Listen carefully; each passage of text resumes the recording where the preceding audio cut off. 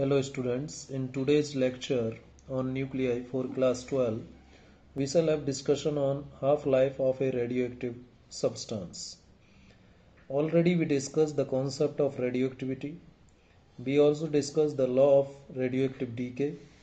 As per law of radioactive decay, the number of atoms will decrease or will decay continuously with respect to time. जैसे जैसे time increase होता है, जो unstable nuclei होता है उससे जो न्यूक्लियाई का नंबर है उसमें सब्सटेंस का जो अमाउंट है वो डिक्रीज होता चला जाता है, क्योंकि स्पॉन्टेनियस एमिशन होता है कैसे, रेडियो एक्टिव सब्सटेंसेज से। ये मान लीजिए रेडियो एक्टिव सब्सटेंस है, ये कोई रेडियो एक्टिव सब्सटेंस है जिसमें T इज इक्वल टू 0 पर N is equal to N0 ये नंबर ऑफ एटम्स है। T इज इक्वल टू 0 पर यानी initially N0 number of atoms are there in a radioactive substance. ये क्या है, एक रेडियो एक्टिव सब्सटेंस है, रेडियो एक्टिव सब्सटेंस है। इस रेडियो एक्टिव सब्सटेंस में initially N0 total number of atoms present है। अब इसका जब स्पॉन्टेनियस डीके होने लगता है तो एक पर्टिकुलर टाइम के बाद में इसमें जो नंबर ऑफ एटम्स हैं जो कि जिनका डीके नहीं हुआ है वो चेंज होता चला जाएगा। अब एक समय ऐसा भी आएगा जब इसमें टोटल नंबर ऑफ एटम्स जो कि प्रेजेंट रहते हैं, शुरुआत में कितने हैं N0, एक समय ऐसा आएगा जब ये टोटल नंबर ऑफ एटम्स जो कि जिनका डीके नहीं हुआ है उनका वैल्यू इनिशियल वैल्यू का क्या हो जाएगा, हाफ हो जाएगा, यानी N0/2 हो जाएगा।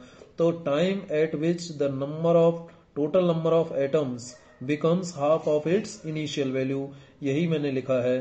Time in which the number of undecayed nuclei become half of its initial value. Initial value क्या है, N0, और इस इनिशियल वैल्यू का क्या रह जाता है, आधा रह जाता है। कौन हो जाता है आधा, अनडिकेड न्यूक्लियाई का नंबर। ये अनडिकेड न्यूक्लियाई का नंबर है, आप एटम कहो या न्यूक्लियाई कहो एक ही बात है, ठीक है। तो जितने समय में टोटल नंबर ऑफ न्यूक्लियाई अपनी इनिशियल वैल्यू का आधा रह जाते हैं उस समय को हम क्या कहते हैं, हाफ लाइफ कहते हैं। इसे हम इस तरीके से भी डिफाइन कर सकते हैं, time during which half of the atoms of the radioactive substance disintegrates is called half life of a radioactive substance। बात वही है कि वह समय जितने समय में टाइम ड्यूरिंग विच जितने समय में half of the atoms of the radioactive substance disintegrate, यानी जितने समय में किसी रेडियोएक्टिव सब्सटेंस के आधे एटम्स का डीके हो चुका है, हो जाता है, जितने समय में टोटल नंबर ऑफ एटम्स अपनी इनिशियल वैल्यू का आधा रह जाते हैं, उस समय को क्या कहते हैं, हाफ लाइफ कहते हैं। उम्मीद है आपको समझ में आया होगा। जैसे कि मैंने यहाँ पर एक रेडियोएक्टिव सब्सटेंस लिया है और इसमें टोटल नंबर ऑफ एटम्स जो है N0 हैं, तो जितने समय में ये N0/2 में कन्वर्ट हो जाएगा, मतलब जितने समय में आधे एटम्स का क्या हो जाएगा, डीके हो जाएगा। हाफ ऑफ द एटम्स जितने टाइम में डीके हो जाते हैं, डिसइंटीग्रेट हो जाते हैं, उसे हम हाफ लाइफ कहते हैं। नाम से ही पता चल रहा है, हाफ लाइफ, आधा जीवन, यानी सब्सटेंस का आधा जीवन क्या होगा, जितने समय में सब्सटेंस आधा खत्म हो जाएगा, ठीक है, जितने समय में सब्सटेंस आधा बचा रह जाएगा। आप यूं कह सकते हो कि आधा खत्म हो जाएगा, या फिर यूं कह सकते हो कि आधा बचा रह जाएगा। तो मैंने दोनों ही बातें यहां पर लिख दी हैं। The time during which half of the atoms of the radioactive substance disintegrates is called half life of a radioactive substance, या फिर कहें it is a time in which the number of undecayed nuclei becomes half of its initial value। जैसे कि N0 initial value था और ये अपनी initial value का आधा रह गए N0/2, और जितने समय में ये आधा हुआ उस समय को हम T हाफ से रिप्रेजेंट करते हैं और ये कहलाता है हाफ लाइफ। इसे हाफ और ये T लाइफ है, हाफ लाइफ का ये सिंबल हो गया T हाफ, ठीक है, सब स्क्रिप्ट में लिखना है T हाफ। अब देखिए इसके लिए हम फॉर्मूला डिराइव करेंगे। देखिए, since as per law of radioactive decay क्या कहता है, रेडियो एक्टिव डीके कहता है कि N is equal to N0 e⁻⁻ λT होता है, ठीक है। ये होता है n is equal to n0 e raise to the power minus lambda t होता है। अब जब हाफ लाइफ की हम बात करते हैं at t is equal to t half, यानी हाफ लाइफ पर क्या होगा, n इज इक्वल टू हो जाएगा n0 upon two, initial value का आधा हो जाएगा। जब t का वैल्यू t हाफ होगा तो n का वैल्यू क्या हो जाएगा, n0 upon two, initial value का आधा रह जाएगा। तो जब ये दोनों कंडीशंस को हम इस इक्वेशन में रखेंगे, n की जगह रख दें हम n0 अपॉन टू और n0, और ये हो जाएगा लेमडा, t की जगह आ जाएगा t हाफ, ठीक है, t की जगह t हाफ रखा यहाँ पर, n की जगह n0 अपॉन टू हो जाएगा। इसको जब हम सॉल्व करेंगे n0 से ये n0 कैंसिल हुआ तो 1 upon two is equal to e raise to the power minus lambda into t half, ये आ जाएगा। और इसको सॉल्व करें तो ये आ जाएगा आपका 1 अपॉन क्रॉस मल्टीप्लाई करने से lambda t half, lambda into t half is equal to 2 आ जाएगा। और यहाँ से इसको ऊपर ले जाएंगे, lambda into t half is equal to 2 आ जाएगा। दोनों तरफ का लॉग ले लें, taking log on both sides, दोनों तरफ का लॉग ले लेते हैं, taking log on both sides, दोनों साइड्स पर का लॉग ले लेते हैं। तो क्या हो जाएगा, वी हैव क्या आ जाएगा, log to the base e ले रहे हैं हम, log to the base e of e raise to the power lambda into t half, ऐसे लिख देंगे इसको, is equal to log to the base e of 2 हो गया। और लॉग, देखिए एक फॉर्मूला आपको याद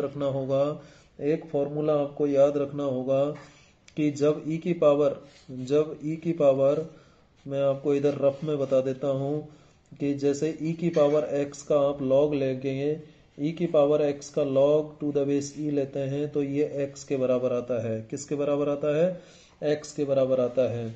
और एक और ध्यान रखिए, log to the base e of e का लेते हो तो 1 आता है। और एक बात और आप ध्यान यहाँ पर रखेंगे कि log to the base e of 2 को यदि आप 10 में कन्वर्ट करना चाहते हैं तो 2.303 से मल्टीप्लाई कर दें तो ये लॉग टू द बेस 10 में बदल जाएगा, ठीक है। एक ये भी बात आप ध्यान रखना है, इसको नेचुरल लॉग भी कहते हैं, ये भी बात मैंने ऑलरेडी आपको बता रखी है। जब बेस ई होता है तो इसे हम नेचुरल लॉग कहते हैं। अब देखिए इस फॉर्मूले को अप्लाई करें तो ये क्या बच जाएगा, ये लेमडा इंटू टी हाफ, ये बचेगा, केवल ई की पावर में जो है वो बच जाएगा, ठीक है। इसके according is equal to log to the base e of 2 है, और इसको मैं बदलूं लॉग टू द बेस 10 में तो 2.303 log to the base 10 of 2 हो जाएगा। इससे log to the base e of 2 को क्या लिख सकते हैं, 2.303 log to the base 10 of 2 हो जाएगा। अब यहाँ पर 2.303 आ जाएगा। और ये जो है बेटा, ये जब हम लॉग टेबल से इसकी log to the base 10 of 2 देखेंगे लॉग टेबल से, तो इसकी वैल्यू आपको मिलेगी 0.3010, ठीक है। ये वैल्यू आप ध्यान रख सकते हैं। वैसे आपको निकालना भी आता ही होगा, log to the base 10 of 2 निकालना है तो ये 2 है तो यहाँ पर डेसिमल से पहले 0 आ जाएगा। जैसे यहाँ 2 डिजिट होते तो 1 आता, 3 डिजिट होते तो 2 आता डेसिमल से पहले, लेकिन यहाँ सिंगल डिजिट है तो इसलिए 0 आ जाएगा पॉइंट। अब इसका वैल्यू देखेंगे हम लॉग टेबल में तो ये आ जाएगा, ठीक है। जब इसको मल्टीप्लाई करेंगे इन दोनों को तो 0.693 आ जाएगा, 0.693 आ जाएगा। और इधर क्या था, लेमडा इंटू टी हाफ, तो यहाँ से जो हाफ लाइफ का फॉर्मूला निकल के आया, t half is equal to क्या आ गया, 0.693 अपॉन लेमडा, ये हाफ लाइफ का रिलेशन आ गया। ये हाफ लाइफ का फॉर्मूला निकल के आया, t half is equal to 0.693 upon lambda. So half life of radioactive substance is inversely proportional to decay constant. किसके इनवर्सली प्रोपोर्शनल होता है, डीके कांस्टेंट के, ठीक है, डीके कांस्टेंट के इनवर्सली प्रोपोर्शनल होता है।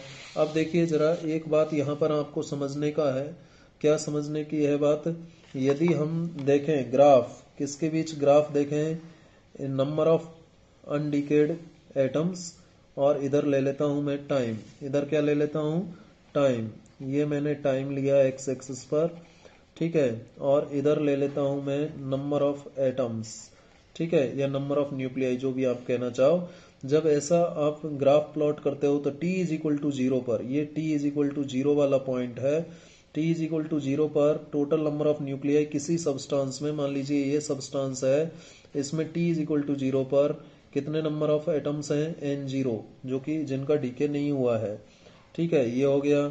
अब हाफ लाइफ, पहली हाफ लाइफ जब आप बात करोगे t is equal to t half जब हो जाएगा, फर्स्ट हाफ लाइफ हो गया ना बेटा, ये टी हाफ का मतलब ये अपनी इनिशियल वैल्यू का आधा रह जाएगा, यहाँ पर नंबर, यहाँ पर आधा यानी यहाँ आ जाएगा पॉइंट। हाफ लाइफ पर वो इनिशियल वैल्यू का क्या हो जाएगा, जब t is equal to t half की बात करोगे आप, t is equal to t half की बात करोगे, टी हाफ की बात करोगे तो n का वैल्यू n0/2 हो जाएगा। ठीक है, फर्स्ट हाफ लाइफ के लिए है ये, फॉर फर्स्ट हाफ लाइफ। ठीक है, और सेकेंड हाफ लाइफ की बात करें, फॉर सेकेंड हाफ लाइफ की यदि मैं बात करूं तो t is equal to 2 into t half होगा या नहीं होगा, t half 2 into t half होगा। सेकेंड हाफ लाइफ कहाँ आएगा, यहाँ कहीं आएगा, ये 2 इंटू टी हाफ हो गया। अब 2 इंटू टी हाफ पर क्या होगा बेटा, जो इससे पहले वाली हाफ लाइफ में नंबर था, कितना नंबर था, ये नंबर आ जाएगा n0/2। अब इससे अगली जो नेक्स्ट हाफ लाइफ है, सेकेंड हाफ लाइफ, इसमें नंबर इस हाफ लाइफ का भी आधा हो जाएगा, तो कितना रह जाएगा, n0/2 का हाफ होगा तो n0/4 हो जाएगा, है या नहीं। इससे अगली हाफ लाइफ की बात करें, 3t half, third half life में, तो थर्ड हाफ लाइफ पर जो नंबर हो जाएगा न्यूक्लियाई का, वो कितना हो जाएगा, ये नंबर हो जाएगा किसका, n0/4 का हाफ हो जाएगा, n0/8। इस तरीके से आगे चलता रहेगा। तो यदि इन सभी पॉइंट्स को हम मिलाएं तो इस टाइप का ग्राफ एक आएगा या नहीं आएगा। ठीक है, तो ये जो 0 है, ये t इज इक्वल टू 0 यानी इनिशियल को बता रहा है, टी हाफ ये पहला हाफ लाइफ है, 2t हाफ ये दूसरा हाफ लाइफ है, ये 2 तो बता रहा है नंबर ऑफ हाफ लाइफ दूसरा है, और ये 3t हाफ मतलब तीसरा हाफ लाइफ है। तो पहले हाफ लाइफ में कितना हुआ नंबर, इनिशियल वैल्यू का आधा हो गया, दूसरे हाफ लाइफ में इस n0/2 का आधा हो गया, इतना हो जाएगा, तीसरे हाफ लाइफ में n0/4 का आधा हो जाएगा, फिर उससे अगले हाफ लाइफ में n0/8 का आधा हो जाएगा। ठीक है, तो फर्स्ट हाफ लाइफ के लिए तो n का वैल्यू n0/2 है। सेकेंड हाफ लाइफ की यदि मैं बात करूं तो जो n का वैल्यू होगा वो n0/2 का भी आधा होगा या नहीं होगा। यदि मैं सेकेंड हाफ लाइफ की बात करूं तो ये कितना आ जाएगा, n0/4 आ जाएगा, n0/4 का मतलब n0/2 होल स्क्वायर आ जाएगा, सॉरी n0/4 आएगा, ये n0/2 होल स्क्वायर नहीं होगा, n0/2 स्क्वायर होगा, n0/2 स्क्वायर होगा। ठीक है, यहाँ फिर इसको ऐसे लिख सकते हो, n0 इंटू 1/2 होल स्क्वायर, ऐसे लिखा जा सकता है ना। तो ये n की वैल्यू आई सेकेंड हाफ लाइफ के लिए। यदि आप थर्ड हाफ लाइफ की बात करते हो, थर्ड हाफ लाइफ के लिए t इज इक्वल टू क्या होगा, 3 इंटू टी हाफ होगा, तो क्या आ जाएगा, n का वैल्यू हो जाएगा n0/4 का आधा, है या नहीं। जो सेकेंड हाफ लाइफ में वैल्यू थी n0/4 उसका भी आधा हो जाएगा, तो ये कितना आ जाएगा, n0/8 हो जाएगा। n0/8 को हम क्या लिख सकते हैं, 1/2 होल की पावर क्यूब लिख सकते हैं, ये n का वैल्यू आया थर्ड हाफ लाइफ के लिए। फोर्थ हाफ लाइफ की बात करोगे, फोर्थ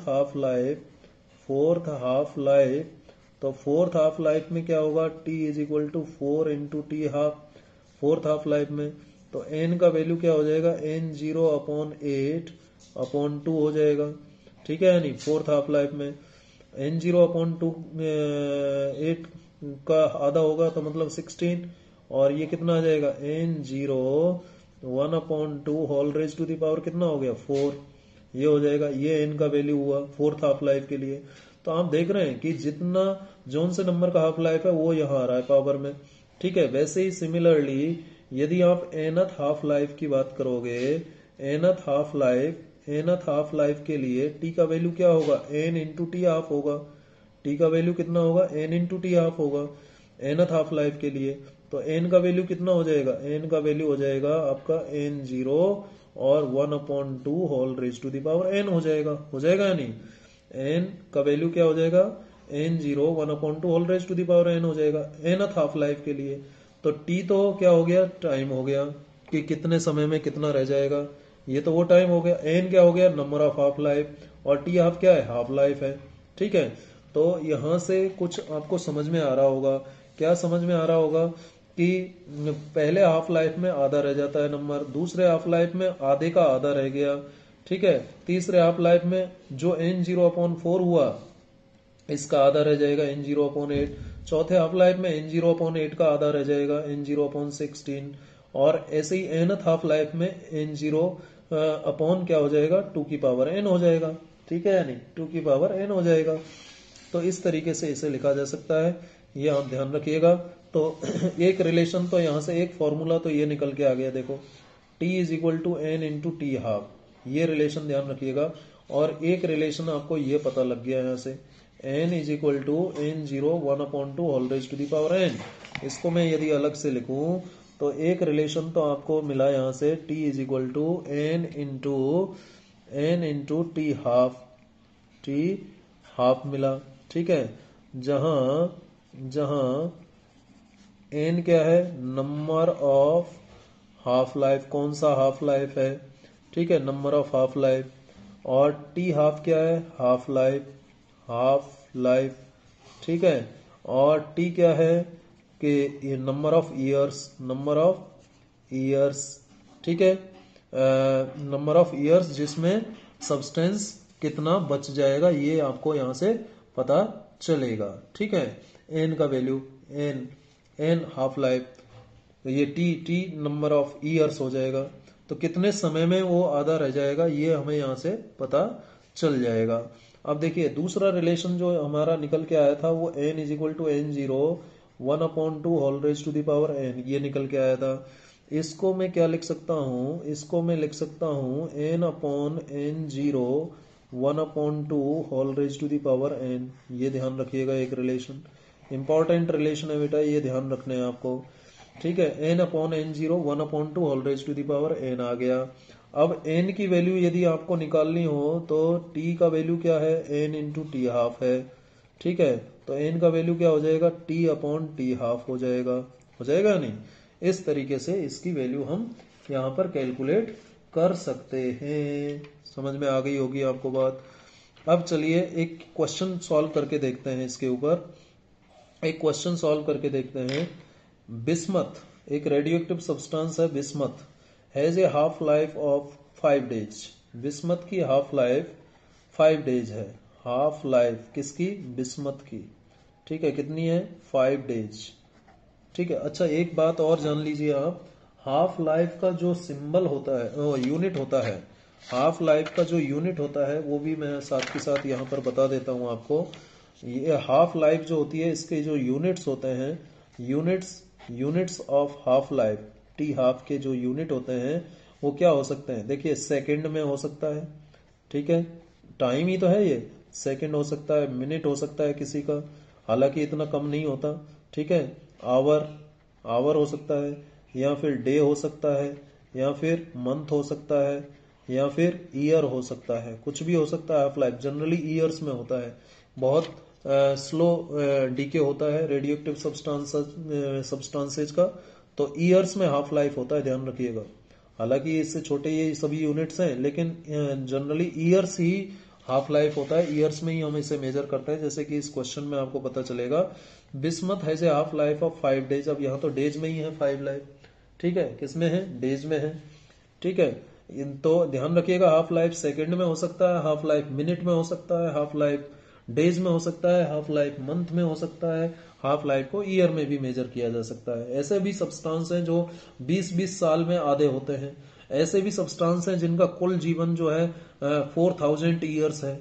ठीक है, तो ये क्वेश्चन देखिए, bismuth has a half life of 5 days, what is the time taken by 7/8 part of the sample to decay. इस सैंपल का, बिस्मथ सैंपल का 7/8वां हिस्सा कितने समय में डीके हो जाएगा, ये क्वेश्चन पूछा जा रहा है।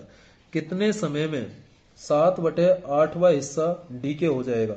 यानी यदि मैं कहूं कि total number of atoms N0 है, ठीक है, टोटल नंबर ऑफ एटम्स कितने हैं, N0 है, तो N का जो वैल्यू होगा वो क्या होता है, N0 1/2 whole raise to the power ये N, ये आपने पढ़ा था अभी थोड़ी देर पहले ही पढ़ा था, 1/2 whole raise to the power N, ये पढ़ा था अभी एक इक्वेशन। अब यहां पर आपको क्या दे रखा है, यहां पर आपको दे रखा है कि कितने समय में जो है 7/8 part of the sample will decay, 7/8 part कितने समय में डीके हो जाएगा।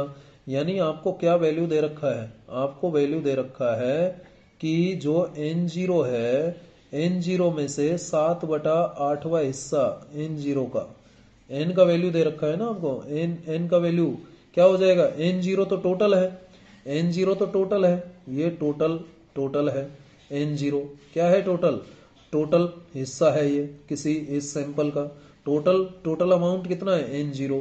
अब N0 का कितना हिस्सा डीके हो जाए, 7/8, 7/8 डीके हो गया तो कितना बच जाएगा, देखो जरा, N0 कॉमन हो जाएगा, 1 - 7/8, तो कितना बच जाएगा, इसको जब एलसीएम लेके सॉल्व करोगे तो N0/8 आ जाएगा, इतना हिस्सा बचेगा या नहीं बचेगा, N0/8, ये N की वैल्यू आई। अब देखिए जरा यहां से N/N0 निकालो तो किसके बराबर आया, 1/8, और 1/8 को क्या लिख सकते हो, 1/8 को क्या लिख सकते हैं, 1/2 whole raise to the power 3 लिख सकते हैं। तो ये एक इक्वेशन नंबर 2 हुआ। तो नाउ यूजिंग इक्वेशन 1 एंड 2 का यूज करके लेफ्ट साइड दोनों की बराबर है, तो 1/2 whole raise to the power n is equal to 1/2 whole raise to the power 3। यानी यहाँ पर n की जो वैल्यू आई वो कितनी आई, 3 आई। लेकिन हमसे n नहीं पूछ रहा है, नंबर ऑफ हाफ लाइव्स नहीं पूछ रहा है, वो पूछ रहा है कि कितने समय में डीके हो जाएगा। तो कितने समय में डीके होने के लिए यानी t पूछ रहा है, और t का वैल्यू क्या होता है, अभी मैंने फॉर्मूला आपको बताया था, t is equal to n into t half होता है, और n की वैल्यू कितनी आ गई, 3 आ गई, और t हाफ की वैल्यू कितनी है, 5 डेज, ठीक है या नहीं, 5 डेज। तो कितना आ गया, कितने समय में हाफ 7/8वां हिस्सा डीके हो जाएगा, 15 दिनों में। कितने दिनों में, 15 दिनों में 7/8वां हिस्सा उसका डीके हो जाएगा, सैंपल का, बिस्मथ सैंपल का। समझ में आया आपको। देखिए बिस्मथ सैंपल की हाफ लाइफ आपको दे रखी थी, टोटल हमने N0 मान लिया, और ये रिलेशन हम ऑलरेडी जानते हैं। अब ये क्वेश्चन में कह रहा है कि टोटल हमने N0 मान लिया, टोटल का 7/8वां हिस्सा जो है डीके कितने समय में हो जाएगा ये पूछ रहा है। तो 7/8वां हिस्सा जब हट जाएगा टोटल में से, तो ये बचेगा N0/8, ठीक है, यानी N/N0 का वैल्यू इसके बराबर आ गया। इन दोनों को कंपेयर करें फर्स्ट और सेकंड को, तो इससे हमें N मिल गया। अब N मिलने के बाद ये जो कितने समय में 7/8वां हिस्सा डीके हो जाएगा, ये T निकल जाएगा, N इंटू टी हाफ। ये रिलेशन मैंने अभी आपको थोड़ी देर पहले बताया था। तो इस तरीके से आप समय निकाल सकते हैं। उम्मीद है आपको ये न्यूमेरिकल क्लियर हुआ होगा। अब नेक्स्ट है मीन लाइफ और average life of a radioactive substance.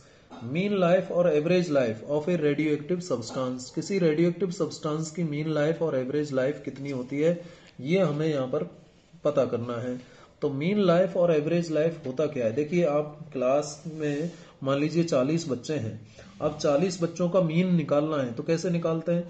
मान लीजिए आपको फिजिक्स सब्जेक्ट में मीन निकालना है, 40 बच्चों ने अपने कोई फिजिक्स का एग्जाम हुआ, और फिजिक्स के उस टेस्ट में या एग्जाम में अलग अलग बच्चों ने अलग अलग मार्क्स प्राप्त किए। तो जो 40 बच्चे हैं, 40 बच्चों के मार्क्स का टोटल कर दें, ठीक है, और डिवाइड कर दें 40 से, तो क्या निकल जाएगा, मीन निकल जाएगा, क्लास एवरेज निकल जाएगा, है यानी उस सब्जेक्ट का क्लास एवरेज निकल जाएगा, उस सब्जेक्ट का एवरेज निकल गया, ठीक है। तो एवरेज लाइफ या मीन लाइफ एक ही बात होता है, एवरेज कहो या मीन कहो एक ही मतलब है। तो एवरेज मीन लाइफ और average life of a radioactive substance, जिसको हम टॉ से रिप्रेजेंट करते हैं, क्या प्रोनाउंस करेंगे इसको, टॉ, TAU, टॉ, ठीक है। तो ये क्या होता है, it may be defined as the ratio of sum of lives of all atoms. मान लीजिए ये कोई रेडियो एक्टिव सब्सटेंस है, ये कोई रेडियो एक्टिव सब्सटेंस है, और इसमें कितने एटम्स हैं, मान लेता हूं इसमें कितने एटम्स हैं, मान लीजिए इसमें ऐसे N0 एटम्स हैं। कितने एटम्स हैं, N0 टोटल एटम्स हैं, ठीक है। तो हर एक की अपनी अपनी क्या होगी, लाइफ होगी। ठीक है, हर एक की अपनी अपनी लाइफ होगी। तो sum of lives of all atoms, इसकी अपनी लाइफ होगी, इसकी अपनी लाइफ होगी, इसकी अपनी लाइफ होगी, तो सभी की लाइव्स को जोड़ दें, सभी के जीवन को जोड़ दें, sum of lives of all atom, और डिवाइड कर दें कि टोटल नंबर ऑफ एटम्स कितने हैं इसमें। तो क्या आ जाएगा आपको, मीन लाइफ और एवरेज लाइफ मिल जाएगा। मीन लाइफ और एवरेज लाइफ मिल जाएगा। कैसे मिल जाएगा, जितने भी एटम्स हैं उनकी लाइव्स का क्या कर दें, सम कर दें, और उसमें टोटल नंबर ऑफ एटम से डिवाइड कर दें। तो ये आपको मीन लाइफ और एवरेज लाइफ यहां पर मिल जाएगा। अब ये मैंने यहां पर लिख दिया, tau is equal to sum of lives of all atoms कितना होगा भाई, कितने मैंने n0 एटम्स इसमें टोटल माने हैं, तो इंटीग्रेशन कहां से कहां होगा, 0 से n0, और t इंटू डी एन, ये आपको क्या देगा, एक एटम की लाइफ देगा, t into d n, t into d n एक एटम की लाइफ को बताएगा। अब डी एन के लिए हम फिजिक्स में कभी भी सीधे तो टोटल करते नहीं है, तो 0 से n0 इसको इंटीग्रेट करना पड़ेगा, t इंटू डी एन को, t इंटू डी एन को हमें क्या करना पड़ेगा, इंटीग्रेट करना पड़ेगा, जिससे कि हमें क्या पता चल जाए, तो सम ऑफ लाइव्स पता चल जाए। जितने भी एटम्स हैं उनकी लाइफ का सम करना है, तो t इंटू डी एन कर देते हैं, टोटल लाइफ आपको मिल जाएगी एटम्स की। टोटल लाइफ टी तो नहीं होगी ना, उसको नंबर से मल्टीप्लाई करना पड़ेगा। टी एक का हो गया तो टोटल नंबर से हम मल्टीप्लाई कर दें तो sum of lives of all atoms आ जाएगा। जैसे एक की लाइफ 2 ईयर्स है, दूसरे की 3 ईयर्स है, चौथे की 1 ईयर है, ठीक है। इस तरीके से सभी की अपनी अपनी लाइव्स होंगी, तो सभी की लाइव्स का सम कर दिया, तो इस तरीके से इसको मैथमेटिक्स में लिखा जाता है टी डी एन, ये सभी की लाइव्स का सम है, और इंटीग्रेशन 0 से n0, और टोटल नंबर ऑफ एटम्स कितने, n0, इससे डिवाइड कर दिया, ठीक है। अब देखिए इसको इक्वेशन नंबर 1 मान लीजिए। अब देखिए आप जानते हो कि n का वैल्यू क्या होता है, as per law of radioactive decay n का वैल्यू इतना होता है।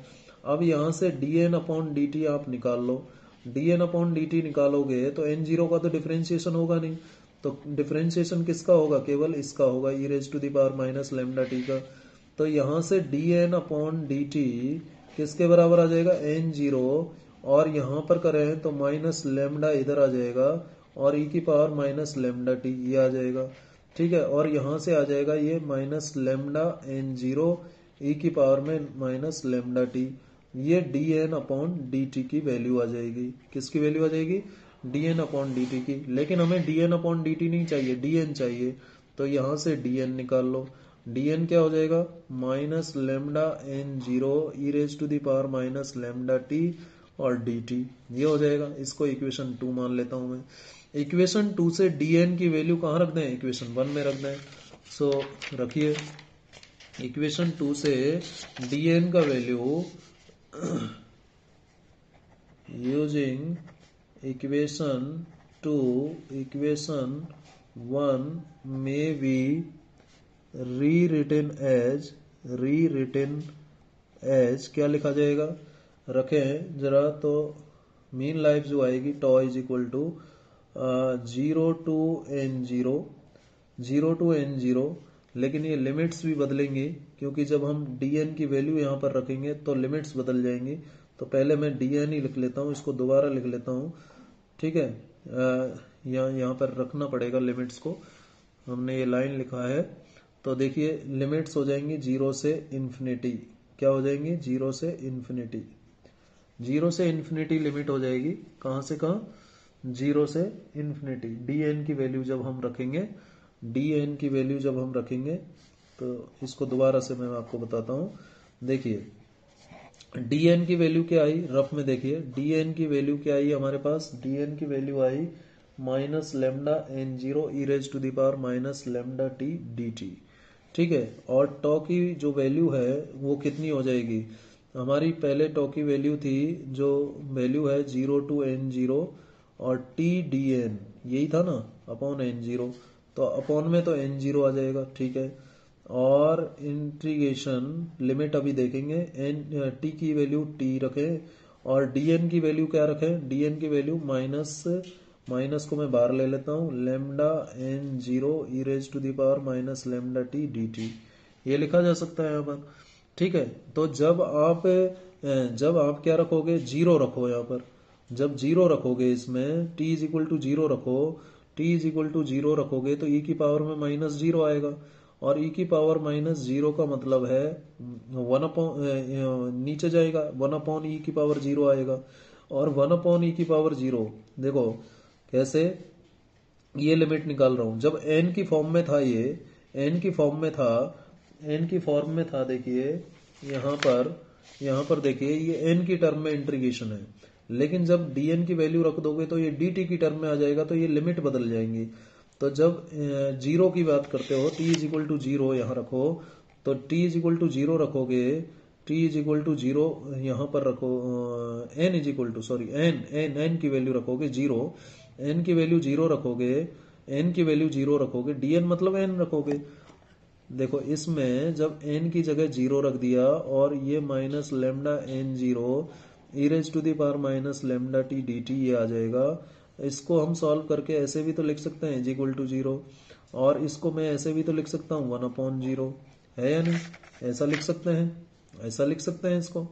ठीक है भाई, dn की वैल्यू हम रख रहे हैं कितनी? जीरो। dn की वैल्यू क्या रख रहे हैं? जीरो। dn की वैल्यू जब जीरो रखूंगा तो यही तो वैल्यू आएगी, यही वैल्यू आएगी ना, और ये वैल्यू कितनी हो जाएगी? इन्फिनिटी ई की पावर लेमडा टी। तो टी की जो वैल्यू आएगी यहाँ पर इन्फिनिटी आएगी, टी की वैल्यू क्या आएगी? इन्फिनिटी आएगी, क्योंकि इन्फिनिटी का मतलब ई की पावर इन्फिनिटी वो इन्फिनिटी होता है, टी की वैल्यू क्या आ जाएगी? इन्फिनिटी आ जाएगी। एक बात ठीक है, तो टी की वैल्यू इन्फिनिटी हो जाएगी, यानी ये वाली लिमिट क्या हो जाएगी? इन्फिनिटी हो जाएगी। अब दूसरी लिमिट की बात करते हैं। जब dn की जगह आप रखोगे, जब dn यानी नंबर को क्या रखोगे? n0 रखोगे, तो n0 is equal to minus lambda n0 e की power minus lambda t d t ऐसे रखोगे। ठीक है, तो n0 जब आप रखोगे तो ये n0 कैंसिल हो जाएगा, यानी इधर आएगा 1। क्या आएगा? 1 आएगा, 1 आएगा ना, यहाँ पर 1 आएगा, तो 1 इज इक्वल टू ई की पावर माइनस लेमडा टी ऐसे आ जाएगा। ठीक है, यही आएगा। और यहाँ पर इसको लिख सकते हैं 1 ई की पावर लेमडा टी। अब ये क्या होता है? ई की पावर 0 इज इक्वल टू ई की पावर लेमडा टी। ठीक है, यानी टी की वैल्यू कितनी आ गई? 0 आ गई। टी की वैल्यू कितनी आ गई? 0 आ गई। ठीक है, टी की वैल्यू 0 आ गई, तो ये 0 हो जाएगी, ध्यान रखना। अब जो मैथमेटिक्स के नहीं है उनको सीधे याद रख लेना है कि जैसे ही dn की जगह ये वैल्यू रखोगे तो लिमिट बदल जाएंगी, इन्फिनिटी से 0 हो जाएगी। अब जब हम मैथमेटिक्स में हम लिमिट्स में ये नेगेटिव है और अपर लिमिट को लोअर में और लोअर को अपर में रख देते हैं, तो यहाँ माइनस आ जाता है और एक माइनस ऑलरेडी है, तो ये प्लस हो जाएगा। जब इन लिमिट्स को जीरो को लोअर में लाएं और इन्फिनिटी को अपर में ले जाएं तो यहाँ एक माइनस और आ जाएगा, उससे ये माइनस प्लस हो जाएगा। बाकी कुछ चेंज नहीं होगा और बाकी एज इट इज आप लिख देंगे। ठीक है, ये लिख दिया। अब यहाँ पर इसको सॉल्व करो, जो बाहर आ रहा है इससे बाहर ले लो, लेमडा n0 बाहर आ रहा है और बाहर n0 नीचे भी है, और ये 0 से इन्फिनिटी टी ई की power minus lambda t d T, यही बचेगा, ये आएगा। अब यहाँ पर देखो n0 से n0 कैंसिल हो रहा है तो लेमडा आ गया, n0 से n0 कैंसिल हो गया तो लेमडा बचा। अब इसका x इंटू ई की पावर x आइलेट मेथड से कर सकते हैं इंटीग्रेशन। जो बायो वाले हैं वो सीधे याद रखेंगे, लेकिन मैं बता देता हूं इसको कैसे करना है। देखिए t, इसको एज इट इज लिया, इसको हम फर्स्ट मान लेते हैं, मैथमेटिक्स वाले जानते होंगे, इसको फर्स्ट मानते हैं, इसको सेकंड मानते हैं, आइलेट मेथड से करेंगे। ठीक है, आइलेट मेथड से करेंगे, मैंने आपको बता रखा आइलेट। ठीक है, ILATE imaginary logarithmic algebraic trigonometric exponential का सबसे लास्ट में होगा, एल्जेब्रिक का उससे पहले हो जाएगा। तो ये एल्जेब्रिक है टी और ये एक्सपोनेंशियल है, तो t as it is first मानेंगे इसको, और इसका करेंगे ई की power minus lambda t upon minus lambda, ऐसा हो जाएगा, अपॉन माइनस लेमडा, और लिमिट कहाँ से कहाँ? 0 से इन्फिनिटी, माइनस फिर डिफ्रेंशिएशन ऑफ टी क्या हो जाएगा? 1 हो जाएगा। ठीक है, इंटीग्रेशन तो पूरा लेना ही है, 0 से इन्फिनिटी, डिफ्रेंशिएशन ऑफ टी 1 हो गया, और इसका इंटीग्रेशन हो गया e raise to the power minus lambda t upon lambda, और ये डी टी और आ जाएगा एक। ठीक है, इसका ये होल इंटीग्रेशन है, differentiation of first into integration of second किया, ये आ गया। ठीक है, अब इसको और सॉल्व करें हम, इसको और सॉल्व करें तो ये क्या हो जाएगा? लेमडा, और ये माइनस लेमडा को मैं बाहर ले सकता हूँ, माइनस लेमडा को बाहर ले लें तो ये हो जाएगा, और यहाँ पर लिमिट अप्लाई करें, ई की पावर माइनस इन्फिनिटी होगा और माइनस ई की पावर 0 होगा। ठीक है, माइनस में 0 होगा। ठीक है, माइनस लेमडा को बाहर ले लें तो ये प्लस 1 लेमडा बाहर हो जाएगा, 0 से इन्फिनिटी ई की power minus lambda t d t, ये आ जाएगा। ठीक है, ये आ जाएगा। अब ये जो वैल्यू है ई की पावर माइनस इन्फिनिटी, ये भी 0 और ये भी 0, ये भी 0 है। ठीक है, तो ये क्या आ जाएगा, ये भी 0, ये भी 0, तो ये फर्स्ट टर्म तो 0 हो जाएगा। फर्स्ट टर्म क्या हो जाएगा, 0 हो जाएगा। ठीक है, क्योंकि 1/इन्फिनिटी 0 ही होना है। ठीक है, 1/इन्फिनिटी क्या होना है, 0। ई की पावर 0 का मतलब 0 होता है। ठीक है, नीचे ले जाओ चाहे ऊपर ले जाओ, तो 0 को माइनस रखो चाहे प्लस रखो, वो तो 0 ही रहेगा। तो ये तो 0 हो गया और ये 0 वैसे हो जाएगा, क्योंकि 1/इन्फिनिटी ई की पावर इन्फिनिटी लिखोगे, ई की पावर इन्फिनिटी का वैल्यू इन्फिनिटी, तो 1/इन्फिनिटी 0 हो जाएगा, 0 माइनस 0 0 आएगा। और प्लस अब इसका दोबारा से इंटीग्रेशन होगा, 1/लेमडा प्लस के साथ है, लेकिन इसका इंटीग्रेशन दोबारा करोगे तो एक लेमडा और आएगा नेगेटिव के साथ, तो ये 1/लेमडा स्क्वायर प्लस हो जाएगा। 1/लेमडा स्क्वायर क्या हो जाएगा, प्लस हो जाएगा। और यहाँ ई की पावर माइनस लेमडा टी और 0 से इन्फिनिटी लिमिट हो जाएंगी। ठीक है, और ये लेमडा और ये 0 को दोबारा लिखने की जरूरत नहीं है, 1/लेमडा स्क्वायर, और ये ई की पावर माइनस इन्फिनिटी माइनस ई की पावर 0, ये आ जाएगा। ठीक है, ये आ जाएगा, ये आ जाएगा।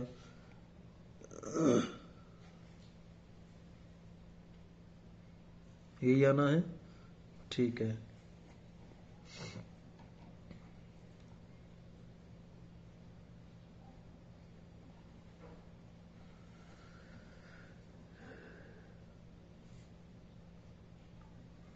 ठीक है, ये आ जाएगा। अब यहाँ पर इसमें देखो लेमडा इंटू 1/लेमडा स्क्वायर, और ये हो जाएगा 1/इन्फिनिटी, ये 1/ई की पावर इन्फिनिटी होगा, और माइनस इसको 1 लिख सकते हो। क्या लिख सकते हैं, 1 लिख सकते हैं।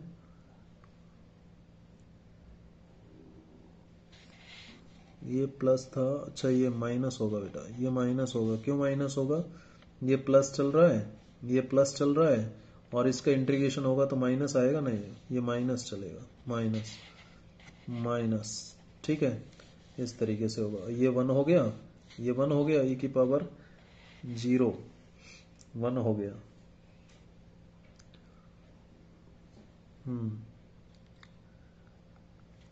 अच्छा यहाँ टी, ओके ओके ओके, ये 1 होता है, ई की पावर 0 का वैल्यू 1 होता है। ई की पावर 0 का वैल्यू ध्यान रखिएगा 1 होता है। ई की पावर 0 का वैल्यू 1 होगा, तो ये 0 कैसे हुआ, ये टी मल्टीप्लाई में है ना, तो ये 0 हो जाएगा। टी मल्टीप्लाई में है तो ये पूरा टर्म 0 ही हो गया है। आप ऐसे सोचिए, ये इसका वैल्यू 1 होता है और इसका वैल्यू क्या हो जाएगा, 0 हो जाएगा, तो ये माइनस बनाएगा। लेकिन ये टी है ना, इस पे जब इन्फिनिटी और 0 रखोगे तो ये 0 ही आ जाएगा। ठीक है, तो इस तरीके से ये आ गया। अब इसको सॉल्व कर लो, लेमडा इंटू माइनस 1/लेमडा स्क्वायर, और ये हो गया 1/इन्फिनिटी माइनस 1। अब 1/इन्फिनिटी की वैल्यू तो आप जानते हो, 1/लेमडा स्क्वायर, ये माइनस को मैं बाहर ले लिया, 1/इन्फिनिटी का मतलब 0, ये हो गया। अब ये माइनस बाहर आएगा तो लेमडा से एक लेमडा कैंसिल हुआ, ये माइनस बाहर आएगा तो प्लस हो जाएगा। तो ये टॉ इज इक्वल टू 1/लेमडा आ गया। ये मीन लाइफ आया, ये क्या आया, मीन लाइफ आया। तो आपको इस इंटीग्रेशन को करने की जरूरत नहीं है। वैसे आप इसको लिखने के बाद में सीधे यहाँ पर आ सकते हैं, इस स्टेप पर आ सकते हैं, और समय रहता है तो ये लिख दीजिएगा। ठीक है, तो इस तरीके से हम मीन लाइफ निकाल सकते हैं। मीन लाइफ, ये किसकी मीन लाइफ आ गई, रेडियो एक्टिव सब्सटेंस की मीन लाइफ आ गई। और ये किसका रेसिप्रोकल आया, डी के कांस्टेंट का रेसिप्रोकल आ गया। डी के कांस्टेंट का क्या आ गया, रेसिप्रोकल आ गया। ठीक है, ये डी के कांस्टेंट का रेसिप्रोकल आ गया।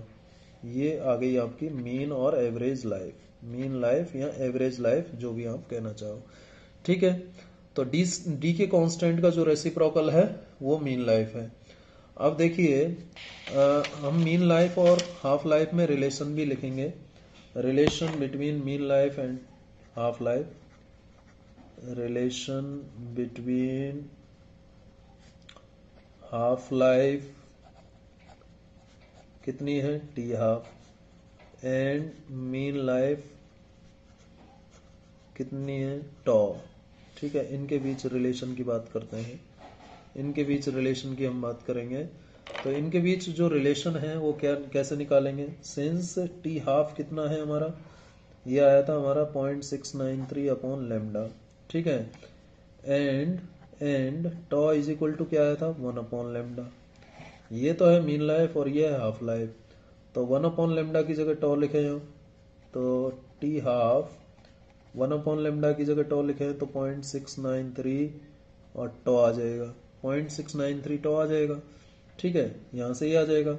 अब यहां से एक तो ये ऐसे लिख सकते हो, या फिर लिख सकते हो tau is equal to 1 upon 0.693 t half, ये आ जाएगा।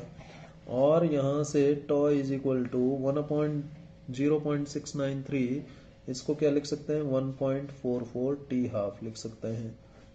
ठीक है, इस तरीके से इसे लिखा जा सकता है, इस तरीके से इसे क्या लिखा जा सकता है, टॉ इज इक्वल टू 1, इसको सॉल्व करेंगे तो 1.44 आएगा।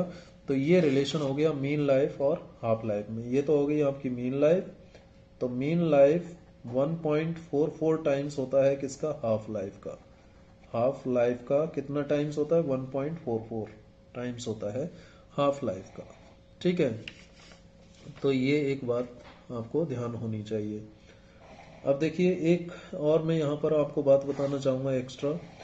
जैसे आपको मैंने बताया n is equal to n0 1/2 whole raise to the power n, ये बात बताई थी। वैसे ही सिमिलरली आप ये भी लिख सकते हैं activity r is equal to r0 1/2 whole raise to the power n, ये भी लिखा जा सकता है। जैसे यहाँ से n अपॉन n0 को आप लिखते थे 1/2 whole raise to the power n, वैसे ही यहाँ से r अपॉन r0 को भी लिखा जा सकता है 1/2 whole raise to the power n। तो ये भी आप ध्यान रखिएगा, एक्टिविटी के टर्म में भी कई बार पूछा जाता है क्वेश्चन, एक्टिविटी के टर्म में भी क्वेश्चन पूछ लिया जाता है, एक्टिविटी के फॉर्म में भी क्वेश्चन आ जाता है। तो जैसे कुछ क्वेश्चंस हम इसके ऊपर देख लेते हैं, एनसीईआरटी के कुछ क्वेश्चंस देख लेते हैं।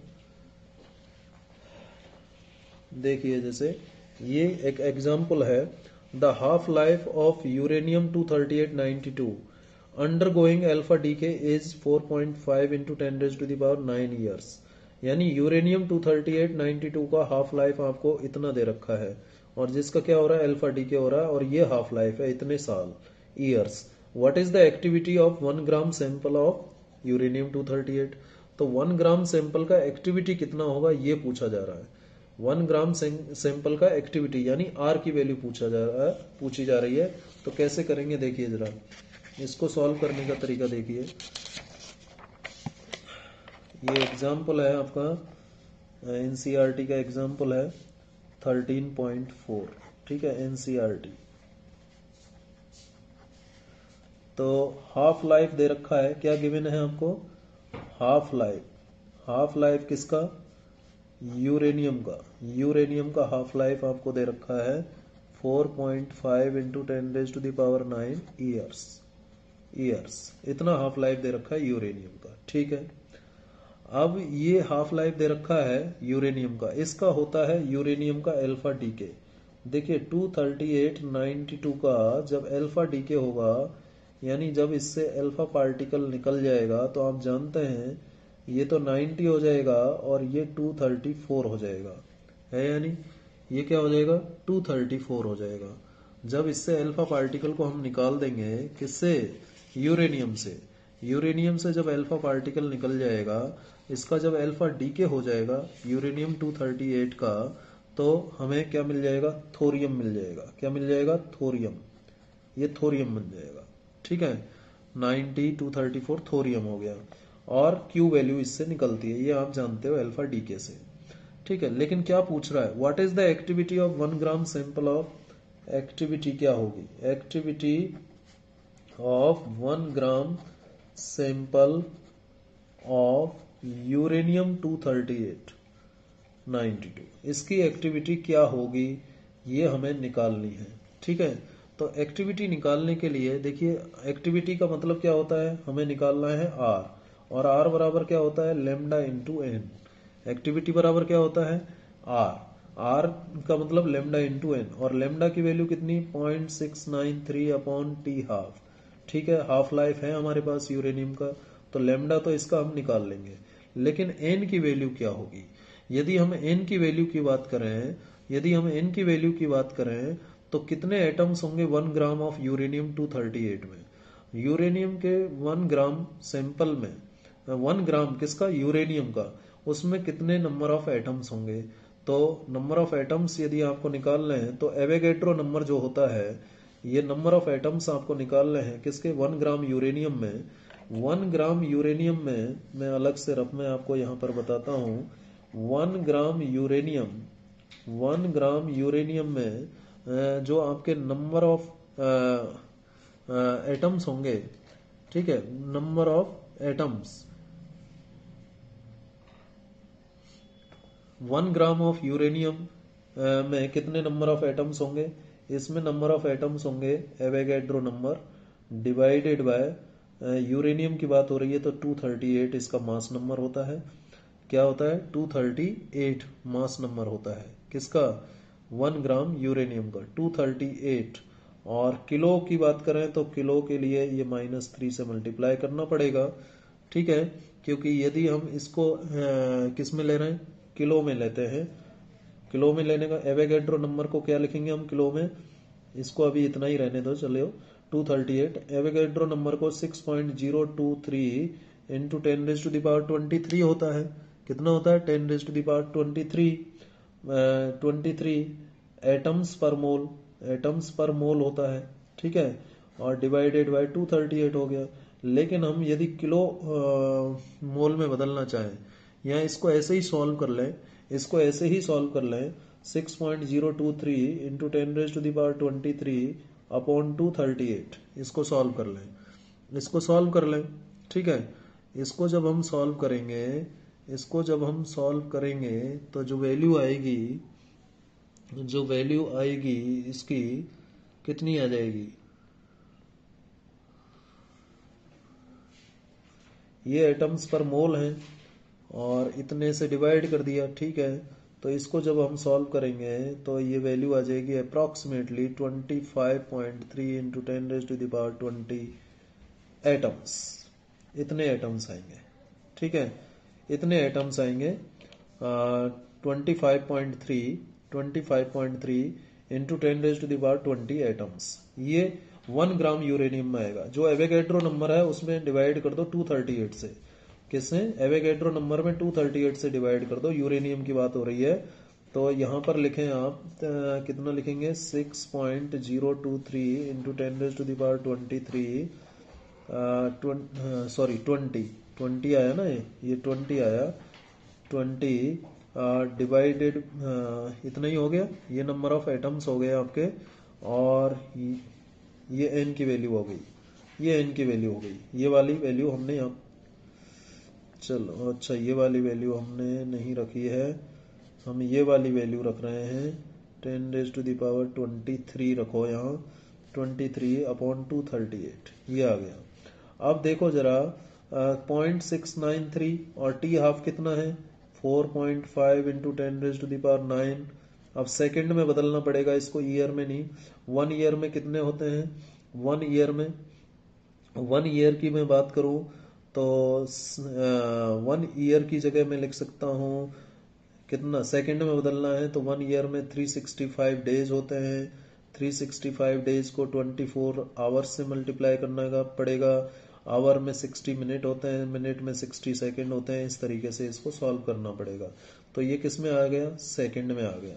टी हाफ का वैल्यू, टी हाफ का वैल्यू किस में आ गया, सेकंड में आ गया। ठीक है, और ऊपर क्या है, इसको जब हम सॉल्व करेंगे तो कितना आएगा 25, इसको इस ब्रैकेटेड क्वांटिटी को सॉल्व करेंगे तो ये वैल्यू आएगी 25.3 इंटू 10⁻20 और जब इसे हम सॉल्व करेंगे, इसको सेकंड में बदलने के बाद जब हम इसे सॉल्व करेंगे तो जो वैल्यू आएगी अप्रोक्सीमेटली, देखो 0.693 तो ये है ही, और 25.3 ये है ही, 10⁻20 ये है ही, और नीचे वाली इस क्वांटिटी को सॉल्व करोगे तो अप्रोक्सीमेटली 1.42 इंटू 10⁻17, और ये सेकंड चला जाएगा ऊपर तो पर सेकंड हो जाएगा। और जब इसे हम सॉल्व करेंगे तो वैल्यू आएगी 1.23 इंटू 10⁻4 पर सेकंड। अब पर सेकंड का मतलब क्या है? पर सेकंड 1 डीके पर सेकंड का मतलब क्या है? पर सेकंड को आप लिख सकते हो क्या? ध्यान करो, कल बताया था मैंने, बैकरल। क्या लिख सकते हैं? बैकरल। ठीक है, तो ये इस तरीके से एक्टिविटी आप निकाल सकते हो, ये निकल जाएगा इस तरीके से। चलिए नेक्स्ट क्वेश्चन क्या कह रहा है? Tritium has a half life of 12.5 years undergoing beta decay. Tritium जिसका हाफ लाइफ 12.5 ईयर है, इसका बीटा डीके होता है। What fraction of sample of pure tritium will remain undecayed after 25 years. 25 years के बाद में इसका कितना फ्रैक्शन सैंपल का जो है बचा रहेगा? देखिए हाफ लाइफ कितनी है? 12.5 ईयर्स है ट्रिटियम की। तो 25 ईयर्स में भाई हाफ तो 12.5 ईयर्स में खत्म हो जाएगा ना। हाफ तो कितने में खत्म हो जाएगा? 12.5 ईयर्स में। और पूछ रहा है कब? 25 ईयर्स के बाद में। तो 25 ईयर्स के बाद में कितना अनडिकेड रह जाएगा? ठीक है, अनडिकेड कितना रह जाएगा? हाफ लाइफ ऑफ सैंपल कितनी? हाफ लाइफ ऑफ सैंपल तो इतनी रहेगी, 12.5 ईयर्स। ठीक है, अब 25 ईयर्स में पूछ रहा है, हाफ लाइफ इतने में आधा has a half life this. तो अगले ये हाफ लाइफ है, अगली हाफ लाइफ में क्या होगा? भाई अगली हाफ लाइफ में क्या होगा? इसका जस्ट डबल पूछ रहा है। हाफ लाइफ इतना है, ये हाफ लाइफ है ट्रिटियम का, हाफ लाइफ 12.5 ईयर्स है। तो 12.5 ईयर्स के बाद में और 12.5 ईयर्स ले लें। 12.5 ईयर्स तो अनडिकेड रहेगा, हाफ लाइफ दे रखी है ना 12.5 ईयर में। ठीक है, half of the initial sample, जैसे इनिशियल सैंपल आपका N0 है तो 12.5 ईयर में N0/2 हो जाएगा, N0/2 हो जाएगा ना 12.5 ईयर्स में। अब 25 ईयर्स का मतलब क्या हुआ? एक और हाफ लाइफ हो गया। भाई ये तो 12.5 ईयर्स में हो रहा था ना, अब एक और हाफ लाइफ ले लेंगे तो 25 ईयर्स हो जाएगा। तो कितना हो जाएगा? N0/2 का क्या हो जाएगा? N0/2 का आधा हो जाएगा, यानी N0/4 हो जाएगा। मतलब देखिए ट्रिटियम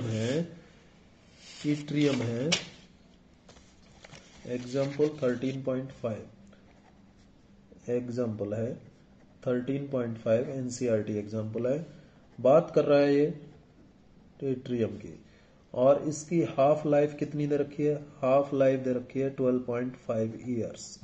ठीक है, कह रहा है कि इसका बीटा डीके होता है। क्या होता है? बीटा डीके होता है।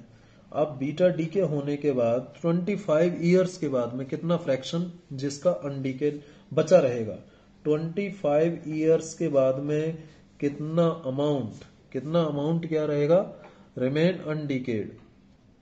अनडीकेड पोर्शन कितना होगा? Undecayed, remain undecayed. 25 ईयर्स के बाद में कितना बचा रहेगा? अब 25 ईयर्स के बाद की बात करते हैं तो देखिए हाफ लाइफ इसका इतना है ट्रिटियम का। तो इफ अज्यूम कर लो सॉल्यूशन की, यदि हम बात करें, लेट N0V टोटल अमाउंट, ठीक है, या नंबर, ठीक है, टोटल नंबर है। तो 12.5 ईयर्स में यानी पहली हाफ लाइफ में कितना हो जाएगा? N0/2 हो जाएगा। और ये तो फर्स्ट हाफ लाइफ की बात हो गई ना, और सेकेंड हाफ लाइफ यानी 2 × T हाफ, मतलब 25 ईयर्स हो गए ना, इसका डबल हो गया 2 × 25 ईयर्स। तो कितना हो जाएगा? N0/2 का क्या हो जाएगा? आधा, और ये कितना आएगा? N0/4, यानी 1/4। कितना? 1/4 of the sample of the initial value, 1/4 of the sample of the initial value will remain undecayed. 1/4 sample बचा रहेगा। कितना बचा रहेगा? 1/4 सैंपल। तो इस तरीके से इन सवालों को कर सकते हैं। उम्मीद है आज का डिस्कशन आपको समझ में आया होगा। Thank you very much.